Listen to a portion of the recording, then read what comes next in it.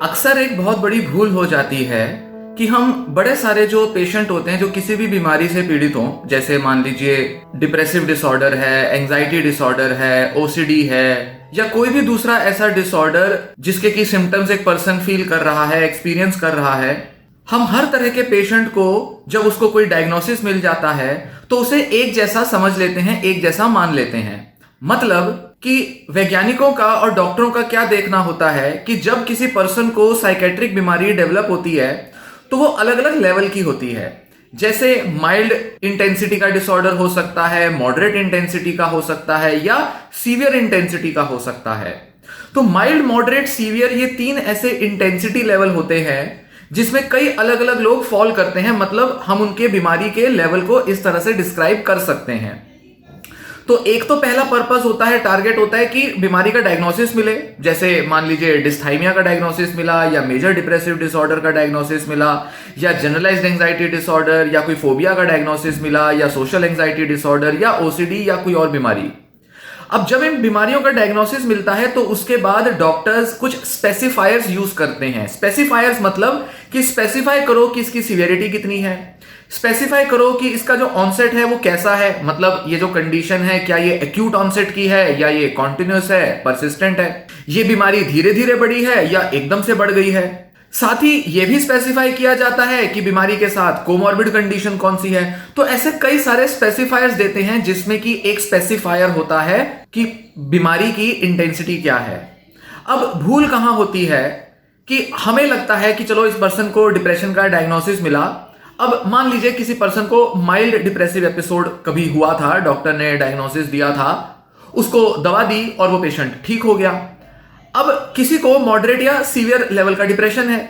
अब माइल्ड वाला सोचेगा कि मॉडरेट या सीवियर लेवल वाला भी उसी के जैसा है, तो उसको सलाह देना शुरू कर देगा कि भाई सुबह उठा करो टाइम से, एकदम बिल्कुल एक्टिवली बाहर वॉक करने जाया करो, वॉक करोगे सारा डिप्रेशन दूर हो जाएगा। मैं दवा लेता था डिप्रेशन के दौरान और मैंने वॉक करना शुरू किया और मेरा डिप्रेशन गायब हो गया। अब सीवियर लेवल का डिप्रेशन है किसी पेशेंट को, उन्हीं के फैमिली मेंबर हैं, उस पर्सन की नींद बहुत इफेक्ट हो चुकी है, नींद ठीक से आती नहीं, खुलती नहीं, दवा का भी बहुत असर नहीं हो रहा, देर देर तक पेशेंट सोता रहता है। अब सीवियर डिप्रेशन होने की वजह से उस पेशेंट के लिए बड़ा मुश्किल है कि वो सुबह टाइम से उठ के वॉक कर ले। माइल्ड वाला पेशेंट था, थोड़ा सा डिप्रेशन था, थोड़ी सी सलाह के बाद भी, डॉक्टर की सलाह उसने फॉलो की और उसका डिप्रेशन चला गया। योगा भी की, योगा का भी इफेक्ट आ गया। पर जो सीवियर डिप्रेशन का जो पेशेंट है, इसके लिए अपनी डेली रूटीन को हैंडल करना इतना आसान नहीं है। इस पर्सन के अंदर सुसाइडल थॉट भी होगी, मोटिवेशन लेवल भी बहुत डाउन होगा, कॉन्फिडेंस भी पूरा गिरा पड़ा होगा, वर्थलेसनेस की फीलिंग्स होंगी, हेल्पलेसनेस इतना फील करता होगा, मूड इतना सैड होगा, रूमिनेटिव थिंकिंग इतनी ज्यादा आती होगी कि उस पर्सन के लिए सुबह टाइम से उठकर वॉक पे जाना भी पूरा एक संघर्ष होता होगा। लगता होगा कि ये कैसे ये किया जाएगा।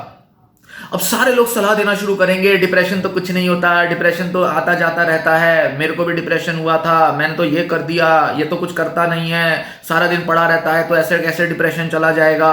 इस तरह की सलाह दे देकर हम उस पेशेंट को बहुत ही ज्यादा इंफीरियर फील कराने लगते हैं और भी ज्यादा वो पर्सन अपने को हेल्पलेस फील करता है। और अगर वो मॉडरेट इंटेंसिटी पर भी था तो उसका सीवियर इंटेंसिटी का डिप्रेशन चला जाता है। तो ऐसे में हम क्या बड़ी भूल कर देते हैं कि हम हर टाइप के पेशेंट को एक जैसा समझ लेते हैं। ध्यान दें कि मेंटल डिसऑर्डर्स जो होते हैं वो बड़े हेट्रोजिनस नेचर के होते हैं। मतलब हेट्रोजिनस का मतलब क्या होता है, और ये टर्म आप दिमाग में बिठा लें। अलग अलग कारणों की वजह से लोगों को एक ही बीमारी डेवलप होती है और वो अलग अलग कारणों की वजह से बनी रहती है और अलग अलग कारणों की वजह से वो जाती है। इसलिए one size fits for all, एक ही टाइप का इलाज हर टाइप के पेशेंट पे फिट बैठेगा, एक ही टाइप की सलाह हर टाइप के पेशेंट पे फिट बैठेगी, ऐसा जरूरी नहीं होता।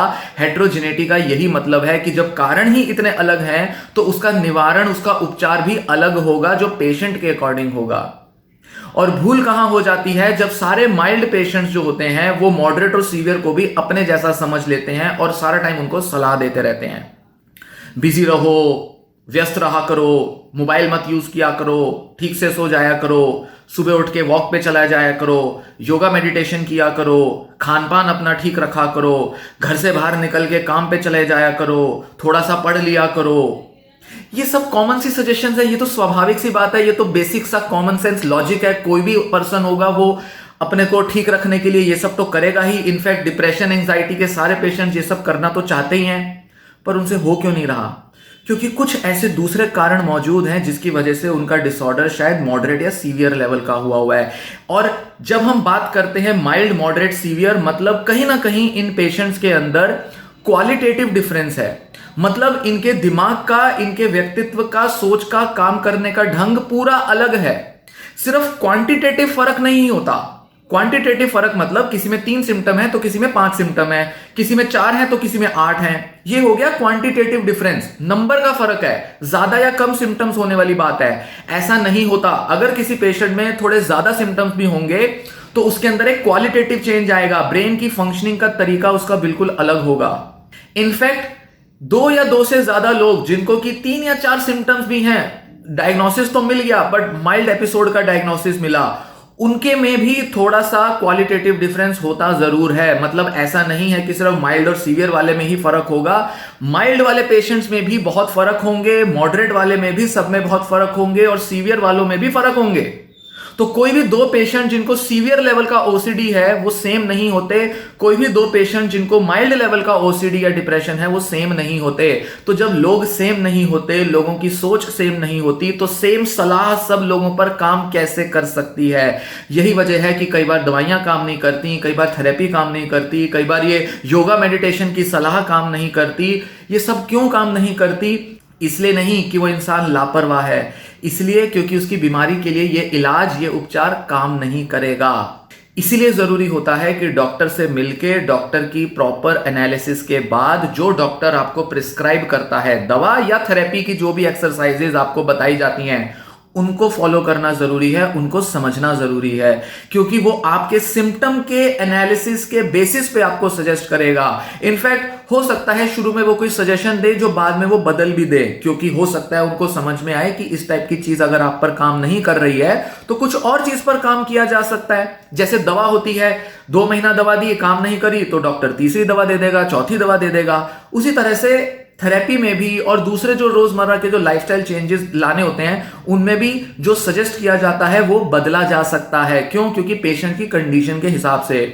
पर जो आसपास के लोग होते हैं वो क्या कहते हैं? ये कर लो डिप्रेशन दूर हो जाएगा, ये कर लो ओसीडी दूर हो जाएगा।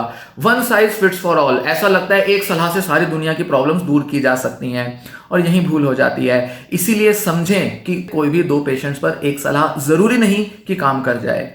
इस इशू को लेकर जितना हम सेंसिटिव होंगे, जितना हम समझेंगे इस बारीकी को कि कैसे माइल्ड और सीवियर में बहुत बड़ा फर्क होता है। माइल्ड वाले पेशेंट के लिए शायद हो सकता है खुद ही वो उसका सॉल्यूशन ढूंढ ले और उसका इलाज कर ले, पर सीवियर वाले को थेरेपी की जरूरत पड़ेगी, उसको दवाओं की जरूरत पड़ेगी। इसलिए ये संवेदनशीलता होना बेहद जरूरी है ताकि सही तरह से इलाज को अप्रोच किया जा सके और टाइमली इलाज लिया जाए। ये नहीं कि सालों साल के बाद हम इलाज लेना शुरू कर रहे हैं क्योंकि इतने साल से हमने उसको माइल्ड समझा हुआ था, लगता था कि बस वो तो ऐसे ही चली जाएगी, पर वो गई नहीं, बहुत देर हो गई उसके बाद इलाज शुरू किया। वैसे में और भी मुश्किल हो जाता है इलाज को सक्सेसफुल तरह से ले पाना। इसलिए टाइमली इलाज हो, और टाइमली इलाज के लिए जरूरी है कि पेशेंट की बीमारी के डायग्नोसिस के अलावा उसके लेवल के लिए सेंसिटिव होना बेहद जरूरी है।